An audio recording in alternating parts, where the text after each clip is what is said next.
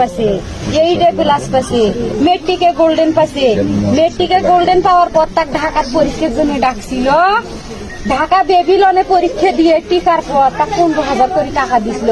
সেখানকার খাবার আমাকে দেখার জন্য আমি ছোট বোন বাড়ি করে আনছিল আমার ভাই। দেখ বোন, পড়ালেখা করলে কত সুন্দর খাবার পাওয়া যায়, আমরা ওইলে খাবার পাইনি। আমার ভাই আমার হাত ধরি চোখ দেখতে চাইছিল বোন, আমাকেও করবা চাইছিল আমার ভাই। আর্থিক অবস্থার কারণে করাই নাই। আমার ভাই একলাই পড়লো আর করলো তোমার চোখ দেখামো বোন, তোমার আশা পূর্ণ করবো একদিন আমি। আমার মা বাবার ভবিষ্যৎ আসলো আমার ভাই। আমরা 9 ভাই বোনের কেউ অতদূর করবে পারিনি। আমার ভাই কিছু কপালে। হ্যালো গাইস, আসসালামু আলাইকুম। আমি সাগর আহমেদ। তো আমাদের প্রাণপ্রিয় শিক্ষার্থী আবু সাইদ, শহীদ আবু সাইদ, তার বোনের কিছু কথা শুনে চোখের পানি ধরে রাখা সম্ভব না। একটা মানুষ কতটা সহজ সরল হইলে এইভাবে কথা বলতে পারে, দেখেন তার কথার উপরে বোঝা যায় যে তার ফ্যামিলির কি অবস্থা। ছেলেটা অনেক ট্যালেন্ট ছিল, 5-এ বৃত্তি পাইছে, 8-এ বৃত্তি পাইছে, এসএসসিতে বৃত্তি পাইছে।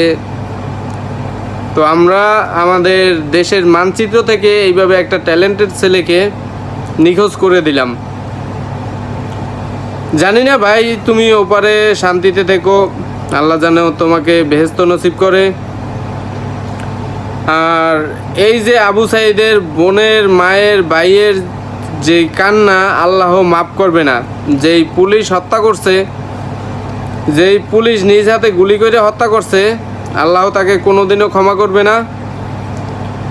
এই অসহায় ফ্যামিলি হয়তোবা এই ছেলেটা সারা জীবন কষ্ট করে লেখাপড়া করছে, আর 2-4-5 বছর পর হয়তোবা তার ফ্যামিলিটা সেটেল হইতো। ছেলেটা ফ্যামিলির হাল ধরতো, পারলো না। তো অল্প বয়সে দুনিয়া ছেড়ে চলে যাইতে হইলো।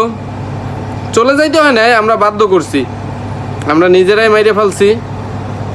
তো সবাই দোয়া করবেন আবু সাইদ ভাইয়ের ফ্যামিলির জন্য এবং আবু সাইদ ভাইয়ের জন্য, যাতে আল্লাহ তাআলা তাকে জান্নাতবাসী করে। আর যেই কুলাঙ্গার এই কাজটা করছে, আল্লাহ তাকে কখনোই ক্ষমা করবেন না, ঠিক আছে?